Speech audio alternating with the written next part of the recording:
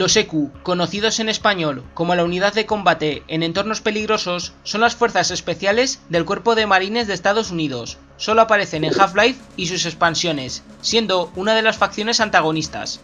Comúnmente, los supervivientes de Black Mesa se refieren a ellos como los soldados, militares o marines.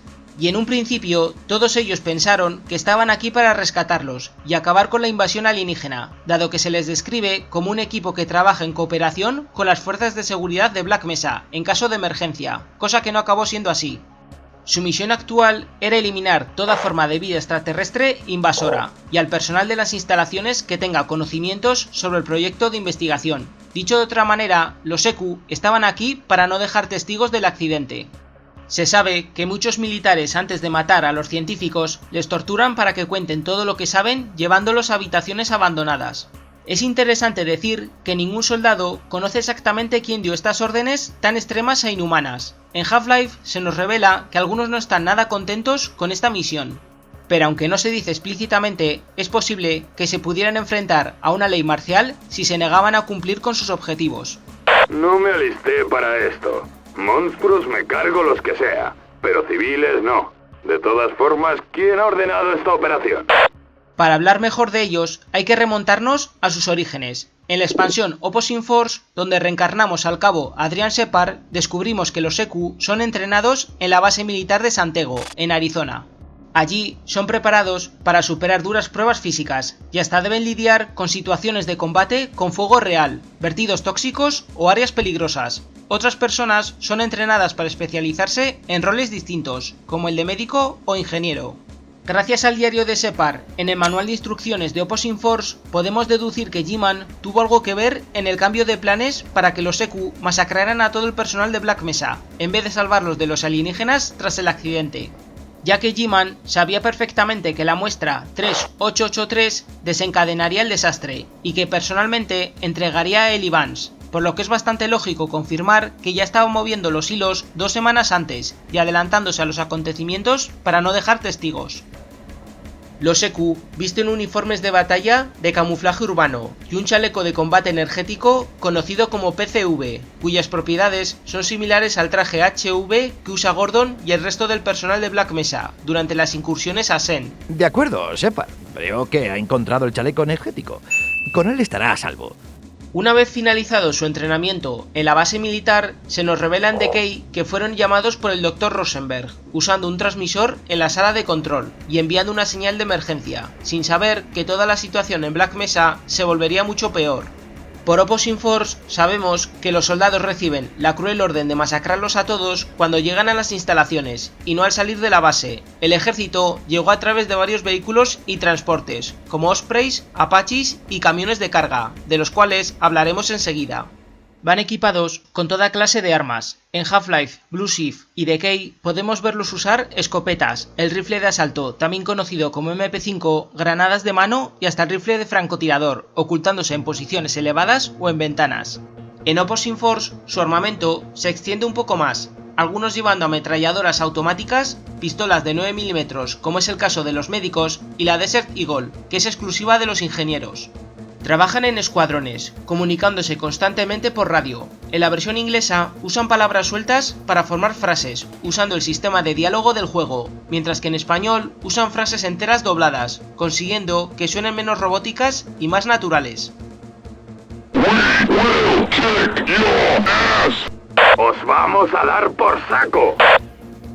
Todos los soldados optarán por dar patadas en combate cuerpo a cuerpo, y hasta nos pueden devolver las granadas que les tiremos, una característica que solo ocurre en el port de PlayStation 2. También cuentan con varios dispositivos tecnológicos para hacer frente a los invasores alienígenas y a cualquier intruso humano, como minas láseres, torretas centinelas y ametralladoras pesadas, colocadas alrededor de sacos de arena. Los EQ tienen prácticamente de enemigos a todo el personal de Black Mesa, a los alienígenas de Sen, a la raza X y a los comandos negros. En Opposing Force se profundiza la relación entre ellos y los comandos, ya que varios soldados están sorprendidos de que han abierto fuego contra ellos, y otros desconocen cuál es la misión real que tienen, dando a entender que los EQ ya los conocían de antes, y asumieron desde el principio que estaban de su parte en la operación, un hecho del que pudieron comprobar rápidamente que estaban equivocados.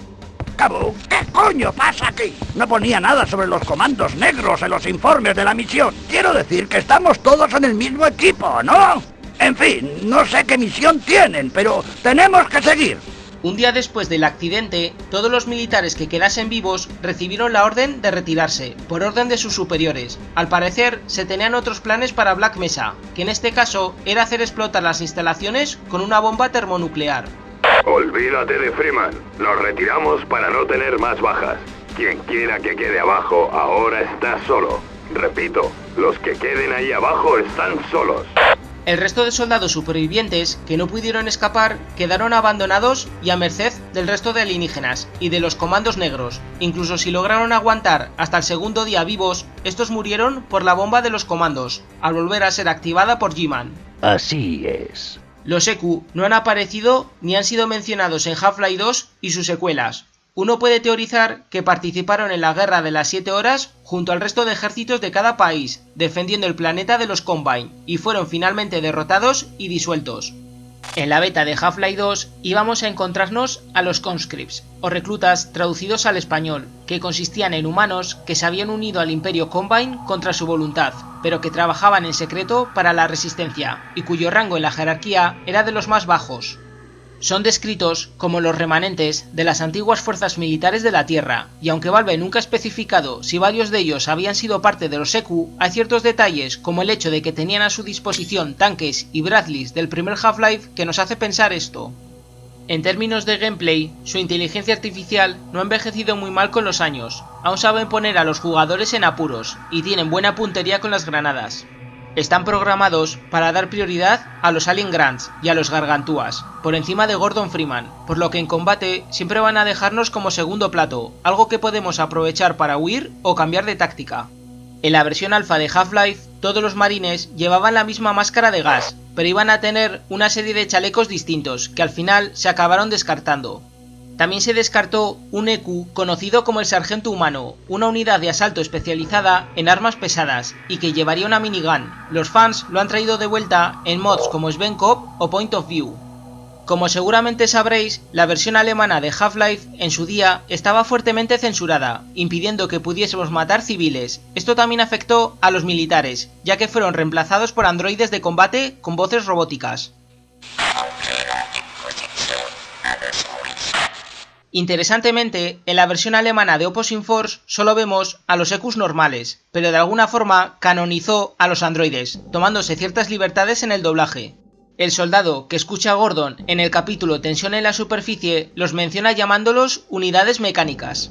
Como si en esta versión los robots fueron mandados a los sectores más peligrosos donde estaban Gordon, Barney, Gina y Colette, mientras que los militares llegaron más tarde a Black Mesa. Es algo absurdo, lo sé, pero no deja de ser un detalle en la historia alemana un tanto graciosa. Pues terminada esta larga introducción, vamos a analizar individualmente a cada soldado y los medios de transporte que usaron para llegar a las instalaciones, con una comparativa del remake Black Mesa, que siempre es interesante de ver pese a ser un juego no oficial.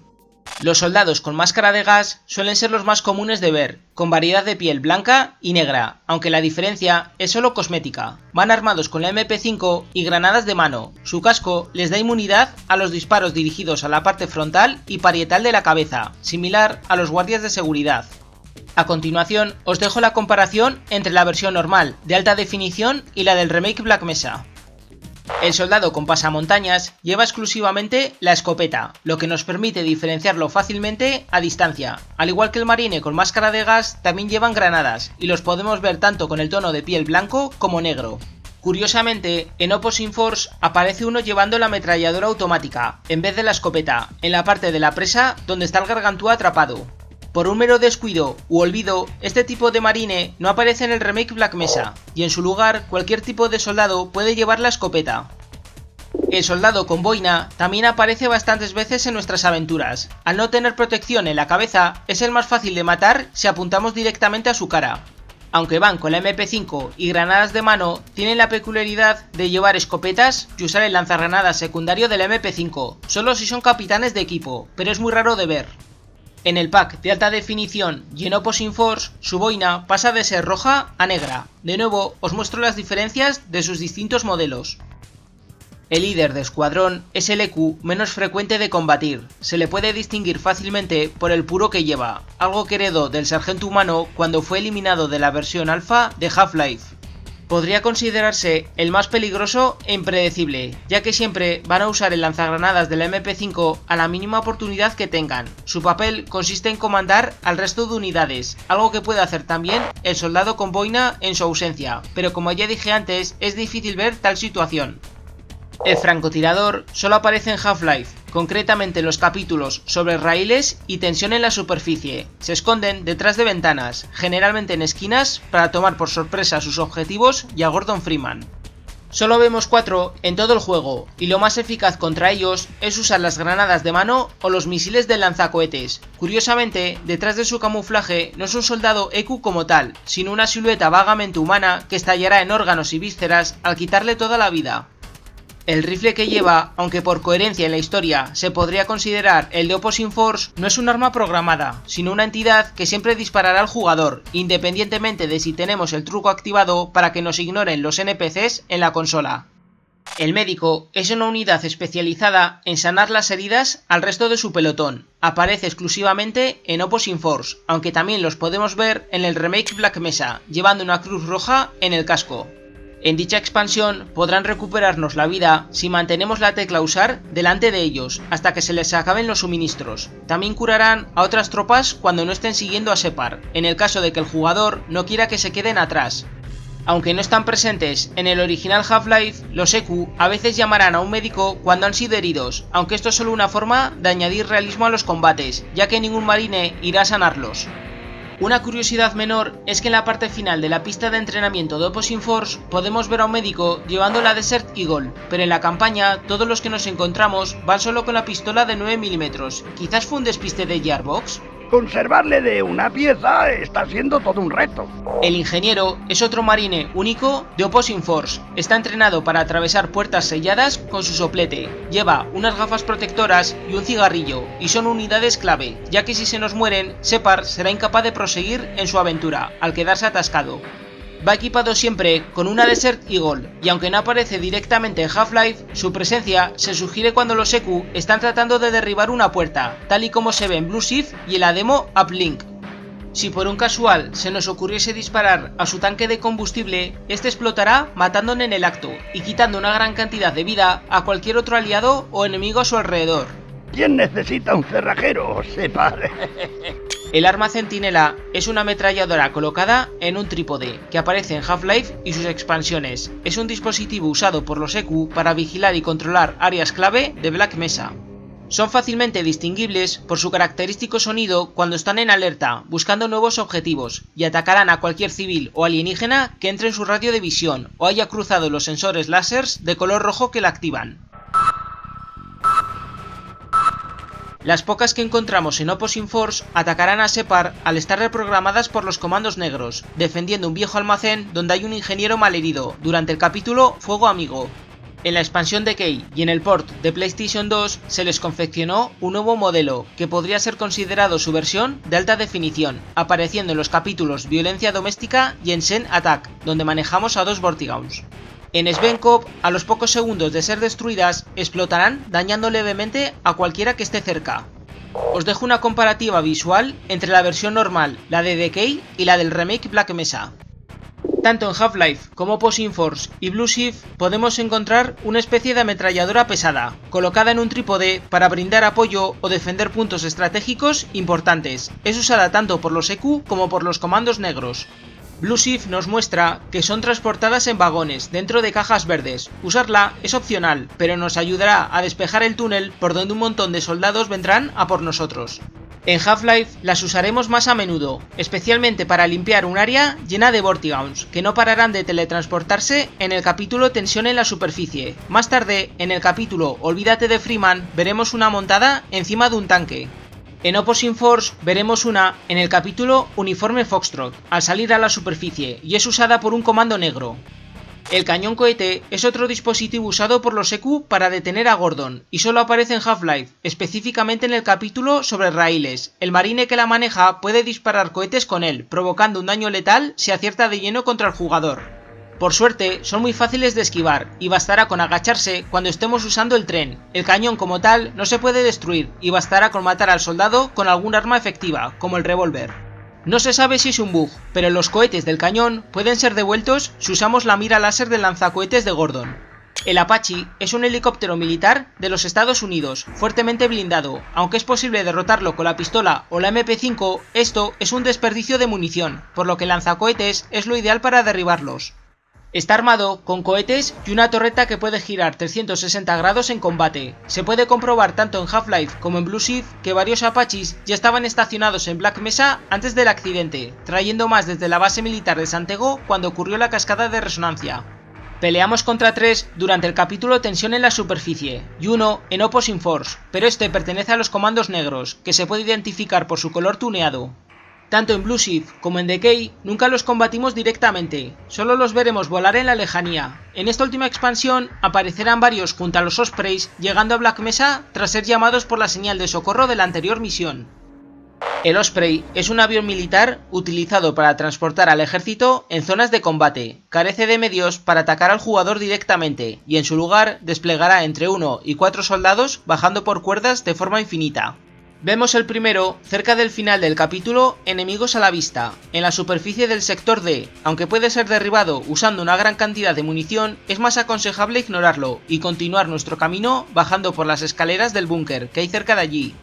Otro Osprey aparece en Tensión en la Superficie, desplegando tropas para acabar con Gordon y con varios Alien Grants que hay en el área.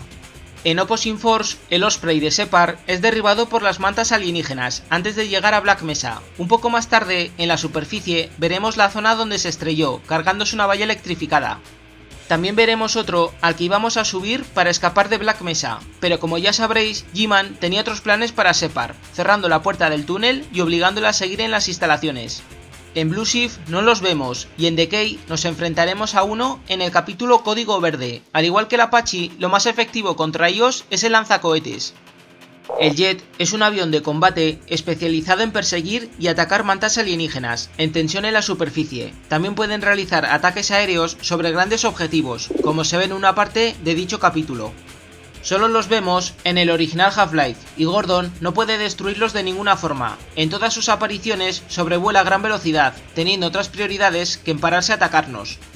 El camión de carga es un transporte estadounidense usado para llevar personal y equipo militar. No tiene forma de atacar al jugador y siempre lo veremos estacionado con varias cajas en la parte de atrás o con alguna torreta centinela activa.